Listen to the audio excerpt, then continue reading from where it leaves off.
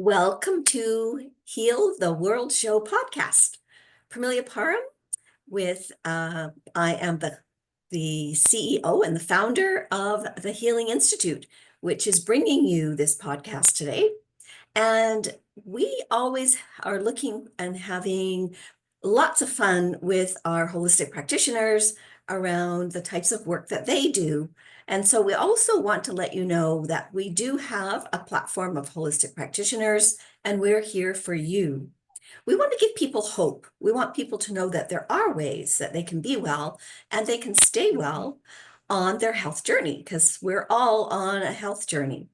We really are passionate about educating. That's one of the reasons I called the Healing Institute an institute, because I'm really passionate about education and educating the people about the opportunities that there are, the holistic ways to be well. We've kind of been raised with a medical model that unfortunately is not working anymore. And so this is our purpose and what we want to do. We really want to offer the other types of holistic ways to be well and stay well. And you might wonder why this is so important to me. And I usually tell this story in that we had a tragedy in our family a few years ago. My mom passed away at a very young age. She was only 61. And it was due to complications of a medication that she had been on for a very long time. And it compromised her kidneys. So unfortunately, she died on December the 15th, right before Christmas. I was 5 months pregnant with my son. And I find this, it's not just a tragedy because she died so young, but my children never got to meet their grandmother. And I really don't want that happening for other families. So that's why I'm very, very passionate about letting people know all the alternative ways that we can be well and stay well. And that's what we do on Heal the World Show podcast. I invite someone to come and be my guest co-host, and we talk about their modalities, the work that they do, how they help people. And I'm so delighted to have Elle Grinnell on as our guest co-host today. Welcome, Elle. Wonderful to have you here. Thank you, Pramelia. And I'm excited too. When I got the invitation from you, I'm like, more time together. So you made my day for inviting me. Well, I was just delighted that you were able to, it was a bit short notice, so I was delighted that you were available. And our theme for January, I usually pick a theme every month, and our theme for January is it's a new year, it's a new you. And I love what Elle's topic is. It's a new year, now you. So tell us a little bit about the background about how that came about. Thank you. It's interesting. It just kind of every New Year's Day, I work on futurizing my year and what it looks like. And they're not necessarily goals or resolutions. They're just kind of dreaming into the vibration, of possibilities and manifestation. And it's just always a beautiful day. And generally, that's the day that my word for the year drops in. And this year it was lucky, which is very unusual from the words I've received in the past 10 years or so. And it even came in early. I was like, are you sure that's my word? Because I get it on New Year's Day. But you know how we get tied to like things have to be a certain way? Yes, yes. Right. And Yeah. so I just took it a few days early, said thank you. And so this dropped in. It's when we think about New Year, new you, for some people can imply that there was something wrong with the old Mm, you or that you right. were old, right? So it's all a NLP kind of thing, right? Play on words. And so what dropped in my mind is it's New Year, now you, because we are finally, well, what I'm finding is people are wanting to get back to who am I? What do I like? And they're realizing that's not selfish, it's Mm. holistic. And so, New Year, now you means let's look at what this year looks like, including you, about you, not just through you. Right. I love that. I love that because really that is now focusing on you, and then what can you accomplish? What can you do? What do you want to do for 2025? How do you want your 2025 to fall out, to roll out? So I love that. I love that. I wish I had thought of that. We would have called this theme It's a new year now, you. But anyway, I'm glad that you're being able to hop on and tell us about that. Yeah, and So when you do New Year, New You, it's a very common phrase that attracts people. So, mhm. that's we're wanting the attraction. So that's why it makes people comfortable for coming here.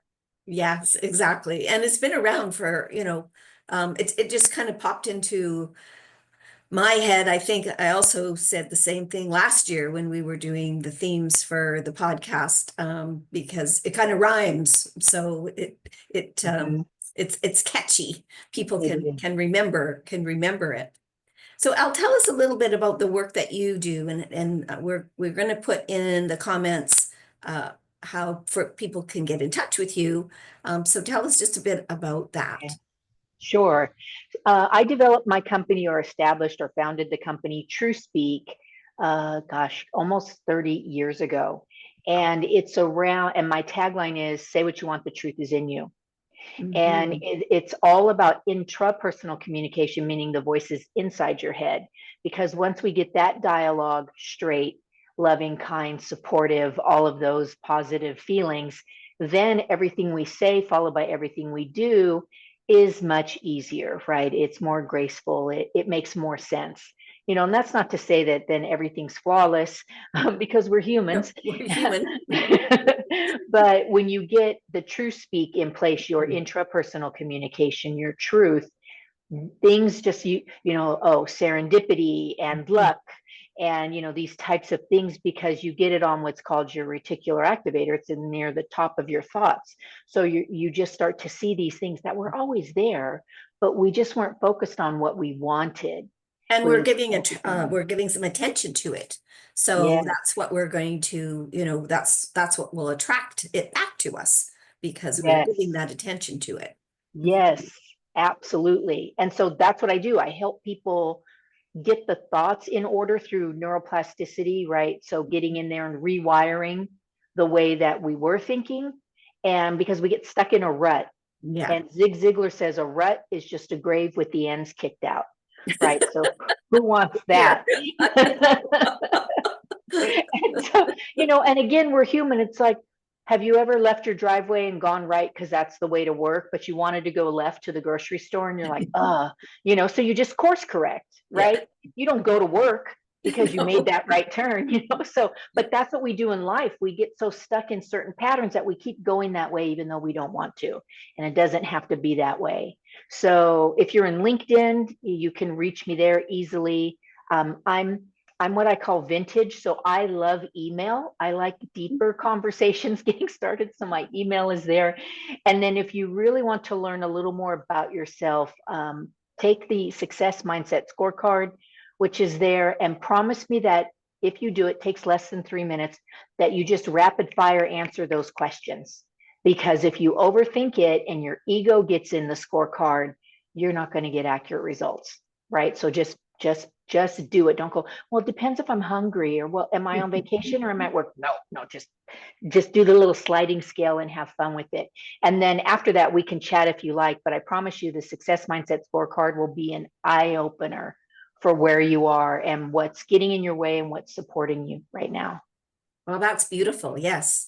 And so we will put all of this information in the comments and as well when I post it later on some of the other socials that we do, we'll make sure that they're also in the comments so that people can get in touch with you.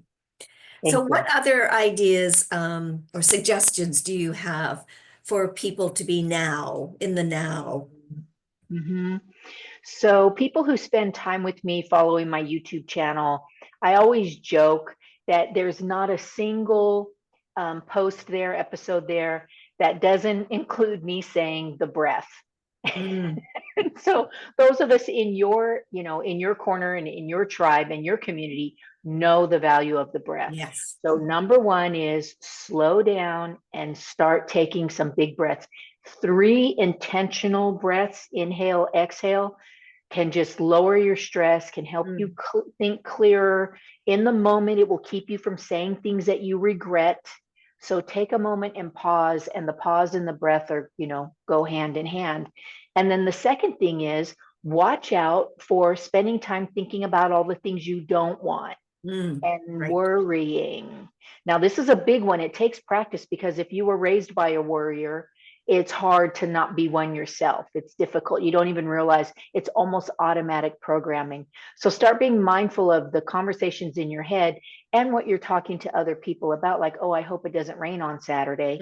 Mm-hmm. Like, why would you do that? Who cares if the clouds look like the rain is coming? Those of us in this realm, in the work that you do and I do, and people watching, we know that we could have that pocket of sun and everybody else gets the rain. Yes, I like, that's right. that's how powerful the vibration of a positive intention can really be, right? And then the third thing is be loving and kind to yourself. We are so hard on ourselves. Oh, that was stupid. Oh, I look like an idiot. Oh, I'm so embarrassed. And kind of the bonus of this is the power of the words I am. If you only take one thing away, be mindful of when you say I am, what follows, because you're making that your truth and you're giving it power. So when you say I am lazy or I am something not positive, now you can't lie to yourself and go, I'm always on time if you're not, because your brain will go, who are you talking about? Right. So you take baby steps. And number one is just stop saying it. Just stop saying I'm bad with names, for starters. That's Yes. all you have to do, is stop affirming those things that you don't want to be true for yourself and your life. And again, it takes practice, but it's worth it. Well, and to course correct those thoughts that pop into your head, and you often I might do something, oh, that was silly, and I'll go, oh, well, that was just I immediately realized that I was saying something negative about myself, so I'll change the wording. There's a phrase that a lot of people say when they're trying to put someone at ease, and it's no worries, Yes. no worries. And so I started to change that around and say it's all good rather than no worries, because even though even Mhm. though it's a positive thing that you're saying and you're trying to put whoever you're saying it to at ease, it's still negative words. So now that's what I say. It's all good. And even if I'm typing an email back and someone's concerned about something, I'm like, it's all good. It's funny that you brought that up because previously I lived in Honolulu, Hawaii for 18 years. I had never really been heard of the phrase no worries, really, you know what I mean? In Mhm. California, it never really dropped into me, but it's very popular in Hawaii. It's a very Mm. popular phrase. So living there a long time, I began to also say it. And finally, there was a point in time exactly like you where I thought, no, that doesn't serve me, and switched just like to you to it's all good. Yes. Makes you feel so much better. And that positive vibration that you're then sending out to that other Mhm. person is Mhm. also going to help them feel a lot better as well. Yes. And remembering that we're human and giving ourselves grace, right? Yes. I went to play pickleball the other day. It was my first time in ages. And they have this system where you put your paddle up and that's how you know who plays next. Mm. So I'm at the top. So I get my paddle, I go out on the court. And this lady says to me, "What are you doing here?" And my thought was to play pickleball, like, but I didn't say that. And I said, "What do you mean?" And she said, "You're not supposed to be out here right now." And so I'm feeling attacked, right? I'm new. I haven't been out in a while, all this. So I'm reverting back to this childhood scolding kind of little Mhm, girl, mhm. right? And so I say, "Okay, thank you. I misunderstood." And I walk off and I wanted to leave. I wanted to just get out of there, like go. But my goddess voice said, "You're here, stay," very loving and kind. And then people came over and explained what happened to me. And then I played for an hour and a half and had a glorious time. But when we react versus respond, right? We talk Yes. about that a lot too, then we miss out on a lot of great things. Yeah, and taking that breath, just pausing for a moment, Yes, and realizing that, even though that woman might have said it in kind of a harsh tone, she was right. trying to be helpful. Rather, so it's always really good to pause and take a breath and then Yeah. And And then, that just might be how she talks. And I Mhm. was the one that was oversensitive. You know what I mean? There's so many like, what else could it mean? Is Yeah. a powerful question. And that comes up in so much in conversation all the time where someone will say something and you might actually be feeling that they're being critical or being negative. And really that's just they're just asking the question. I haven't introduced or said that we have a wonderful guest in the back room, which Marie Piplovic is one of our fabulous holistic practitioners. She's actually a breathing facilitator, so she's going to be totally talking about all of what you're talking about, breathing. And she said sometimes retraining the brain to pause and breathe and then reframes the words as practice in itself. Yes, most definitely. That is, it is a practice. It is something that you have to, certainly I do. I have to retrain my thoughts and my brain because in the generations that we grew up in, there was a lot of criticism from our parents trying to make us better people, but not doing it always in a real positive way. And so now we have to look at what that was and then think of different ways that we can and different words that we can utilize to describe how we want to be. And Marie said it well that it's a practice in itself because some people say, or you may have heard that the brain is like a muscle. Yes. And technically it's not, but you get that the idea that if you don't have the electronic pulses going and the flow and the energy and the learning and the growing, it gets deconditioned.